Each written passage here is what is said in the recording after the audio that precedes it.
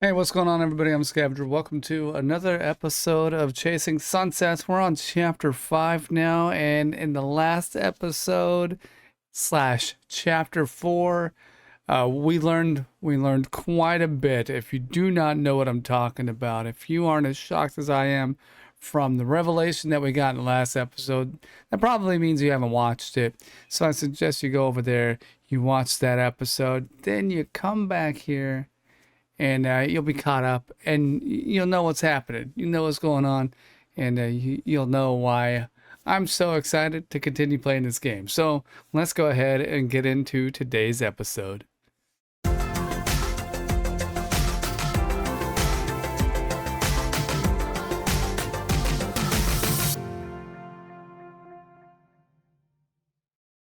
All right, this was a few years ago. It said, forgot where it said, somewhere like Prizer Pharmaceuticals or something, somewhere. Anyway, I don't know who Devin is, if we've met him yet, but we're meeting him now, so here we go. You wanted to see me, sir? Jesus, Devin. Have you been sleeping under an overpass?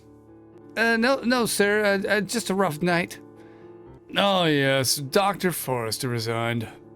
Okay, this is right after Sarah Forrester resigned. Okay. Probably for the best. Now you'll be free to focus entirely on Crucible. I don't think so. I'm sorry, I don't think I heard you correctly. I'm done too, Roger. I consider this my notice. The commanding figure gets up from behind his desk and regards the city through the nearby window. This company has sunk nearly $2 billion into Crucible, into your vision. And you think we'll just let you walk away with us holding the bag because you can't deal with rejection? It's not that simple. Some of the resources I need are irreplaceable. Turning back towards Devin, Roger seethes. I want designer babies wrapped up in neat little packages I could sell to soccer moms and royalty. I want perfect little artists, geniuses, and athletes people could take out a second mortgage to afford. Instead, you've cost me 10 years and the GDP of Belize trying to replicate your office crush. Wait, you knew? Oh. Some things are starting to come to light here. I tolerated it because it was moving the tech forward, and at least your conscience. But if you think I'll let you walk away this close to the finish line, you've sorely misjudged me. There's no mistaking the threat in Roger's voice, so Devin considers his next words carefully. Short sabbatical then, just to get my focus back. Say 6 months? Roger seems on the verge of lashing out again, but at last speaks in a cold, measured tone. Very well, get your head back in the game, then we'll expect you to finish what you started. Oh, and Devin, do me a favor. Stay in town, would you? Yes, sir. Thank you for understanding. Devin departs with the enthusiasm of a man anxious to be anywhere else on Earth. As Roger grimly watches him leave, another man enters the same door in a neatly pressed suit. What do you think, Vince? He'll cut and run. As I see it, he's our biggest liability right now. No, we have a bigger one. Sarah Forrester resigned yesterday. Oh, the lady doctor who's been poking around in the Pregnia archives? Mm-hmm. That complicates things. Liquidating two problems from the same department will draw attention. They're talking about, cutting them loose, hanging them out to dry. They're talking about murder. I think. Just keep an eye on them for now. Carrots before sticks, Vincent. Hold on a second. I'm starting to have another sneaky suspicion. I'm starting to think that the death of the Forrester, Sarah Forrester and her husband may not have been on accident. Could have been planned. Maybe a setup, conspiracy. Postponing the inevitable just adds risks. Completely avoidable risk, but a calculated one to recoup our investment. We won't burn bridges before their time. Interesting. All right, now this is Paula Jean. This is Polygene headquarters 3 years ago. So we were just at Prizer headquarters. Now we're at Polygene. And obviously, I think, what did it say, 5 years ago for the Prizer one? Or 4, something like that. Anyway, new headquarters, new company. Polygene's the one that Sarah ran. And here's Lisa. Annette, I just got off the phone with George. He says those patent forms haven't arrived. You told me they'd be in his hands yesterday. I delegated it to the new guy. Delegated? The deadline was 3 hours ago. Yeah, well, you know how hard it is to find good help these days. Lisa gives a woman an ironic glare. Yes, the reminders are everywhere.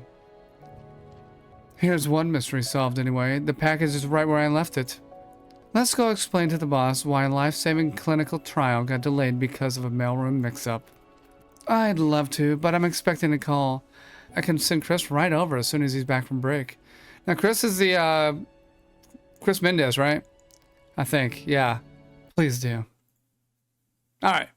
10 minutes later, a nervous-looking Christian catches up to Lisa outside Sarah's office.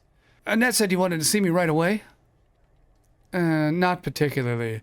But I suppose we should at least go through the motions. Oh, shit. Lisa's eyes are drawn to several poorly concealed bruises on Christian's arm. I don't understand. Do you need me for something? Just answers. Did Annette ask you to deliver anything to Worthwin Turner and Hooch yesterday? No, she had me on receivables. She was gone for the day when I wrapped up. Thanks, Chris. This isn't on you. In fact, you can take the rest of the day off. As Lisa disappears into Sarah's office, Christian breathes a sigh of relief. Fuck. Oh, I know why he's... I think I know why he's like... Whew. Because he's on the same floor that Sarah's on. And I don't think he wants Sarah to know that he works for the company. Because he is supposed to be a mole, right? Who knows? I don't know. Like I said, getting a little turn around here. There's a lot going on. Anyway, if she'd seen me, it would have been over. I need to get off this floor. In spite of his apprehension, he finds himself eavesdropping on the conversation in Sarah's office. Yeah, he doesn't want Sarah to find out.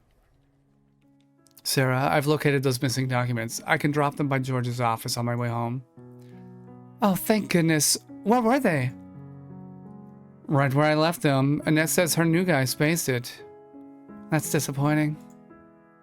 Everyone makes mistakes. But throwing her employees under the bus to protect herself is becoming a pattern. I see it too.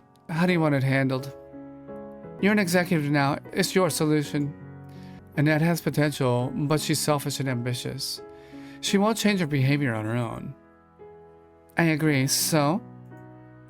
I'll tell her that her promotions hinge on a Rate Your Manager survey her employees fill out. Very clever. Nullifying one flaw with another. I approve. So, what's the story with the kid she tried to burn? He interviewed well, but keeps to himself. Seems focused and hardworking enough, but... But what? I've noticed bruises on him a few times. He tries to hide them under long sleeves. Maybe he's in a fight club, on a rugby team, or he must have an abuser. He wouldn't hide the marks if he wasn't ashamed of them. Tread lightly, but put some thought into how we can help him out without making things worse. Of course, Sarah. Alright. Now we are the Nesbitt residence. And this is somewhere back on the islands. 2 weeks after the storm. Alright, we're back to present time. I finally have some downtime to get caught up on my journal. Everything has been nuts since the typhoon. Alright, he's actually writing in his journal now, everybody, okay? I need to do better at this. Writing helps keep Dad's memory alive. Life has been like drinking from a fire hose since David was killed. The number of things going on in my life are difficult to keep track of. Some of it's too volatile to even put into writing. So where to start? I suppose I should begin with Lisa. I figured her walking in on my shower with Jay was going to blow up in a big way. Turns out she had something else on her mind. Alright, we're going to find out what that is. This is the morning after the storm, going back. Upon entering your room, Lisa's demeanor turns contemplative. She seems out of her element. Alright, last time I said I think maybe she's evil. I don't know that for sure. She had a weird smirk on her face, but maybe we're gonna find out more about her. I shouldn't judge a book by its mascara, to be honest, you know? I hope this isn't a lecture, because I'm not in the mood. No, that's a conversation for another time. Alex, sit. Her usual tone of command is gone, replaced by a sympathetic gravitas that lowers your guard. George received a call earlier. I came looking for you, but you were occupied. And given the state I found you in, I figured it could wait. It seems I was wrong. A call? From who? The family liaison officer assigned to James and Sarah's accident in Scotland. Oh. I think we should definitely loop in Jay. I mean, if this is about the family, right? I should get Jay. You could fill her in afterwards if you want, but this really concerns you. Okay.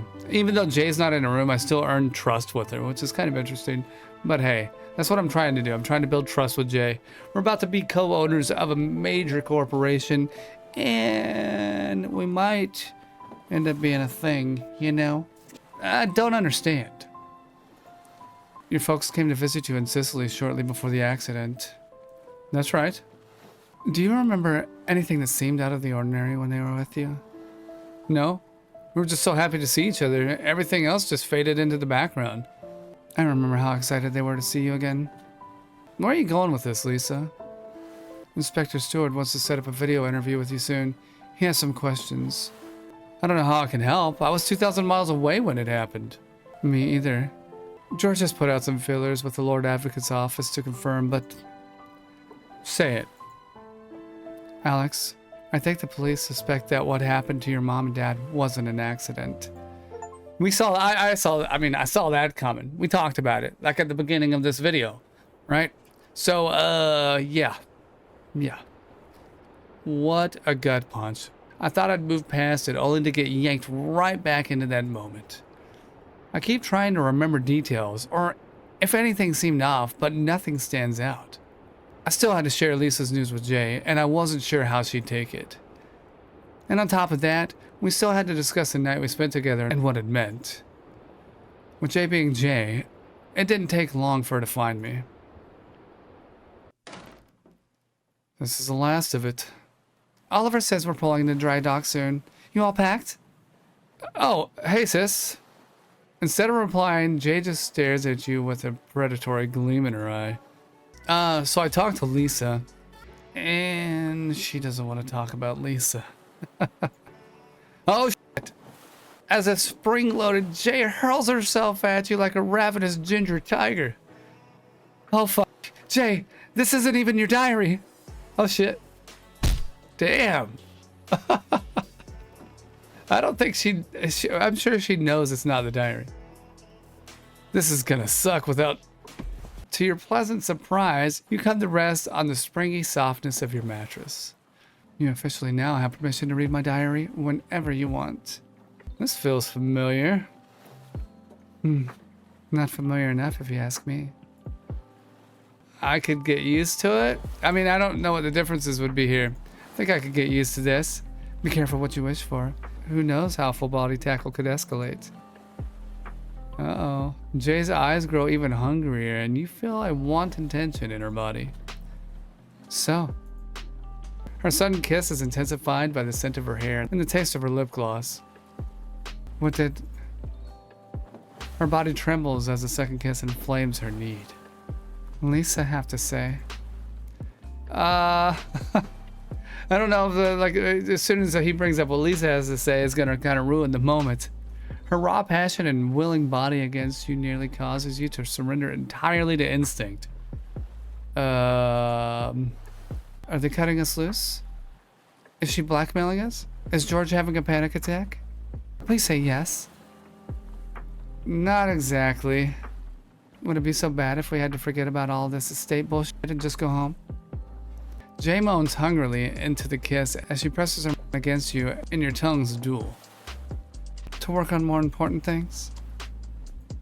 Sis, it was about mom and dad. This is gonna ruin the moment. I knew it was gonna ruin the moment as soon as he brought it up. Jay recoils in surprise. Wait, what? The mood shattered, Jay withdraws and sits somberly at the foot of the bed. Yeah, I guess the police have some questions for me. Jay's curiosity is piqued. Any idea why? It's just an educated guess, but Lisa thinks I suspect foul play. Jay's shoulders slumped slightly, yet she seemed almost relieved. Not quite the reaction I expected. Jay's eyes harden and she meets your gaze again. Part of me never accepted that Dad just lost control. That just wasn't him. I knew better. Deep down, I did too. You feel your own anger begin to rise in answer to your sister's. Sis, if it's true... If it's true, Alex, throw punches are back on the menu. Yeah, we'd have to do something. The two of you sit in silence for a moment before Jay circles back. Looking back, I think my throw punches were just repressed feelings. It'd be kind of fucked up if they were, but wrestling with you is one of my favorite memories. I bet. Oh, speaking of memories. Wow. No blood relation. No blood relation, Alex. No blood relation. It's funny that he's got to remind himself of that. Jay reaches under your bed and produces the gift bag she fell overboard pursuing. Happy birthday, Alex. Oh, shit, that's right. Happy birthday, sis. It's not much. You remember when I missed your Lakeland game? Only for the rest of my life. Ass. Turns out he did. When I told him why I wanted it, he just gave it to me outright. But Lakeland forfeited. We never played. No, that's not the point. I really let you down, and this is my apology. You can hold it in your hand or whatever you want. Wow, I forgot it was our birthday? No biggie. Who's keeping score? No, don't be ridiculous. Here. You send a mental thank you to Tara as you reach behind your rucksack. That's corny sound effect. Presenting the box to Jay, her eyes wide in surprise as she squeals delightedly. You did remember. Oh my god, what's in the box? That is a 7 reference, ladies and gentlemen. I hope you understand that. I hope you understand that reference. Please, for the love of God. All hands on deck, please. Man the ropes. Just open it later, sis. Oliver needs us. Jay shoots you a petulant look.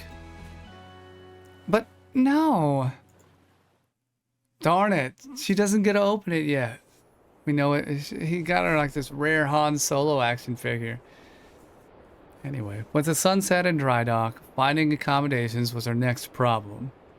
Lisa wanted to return to Boston, but George wouldn't let her. Even his backup plans have backups, so he already had his eye on a place to stay. Of course, he sent me to seal the deal. Alright everyone, that's it for this episode. I hope you enjoyed. If you did, you know what to do. As always, go ahead and smack the like button. Subscribe to the channel if you haven't done so already. And I'll see you in the next one. Bye-bye.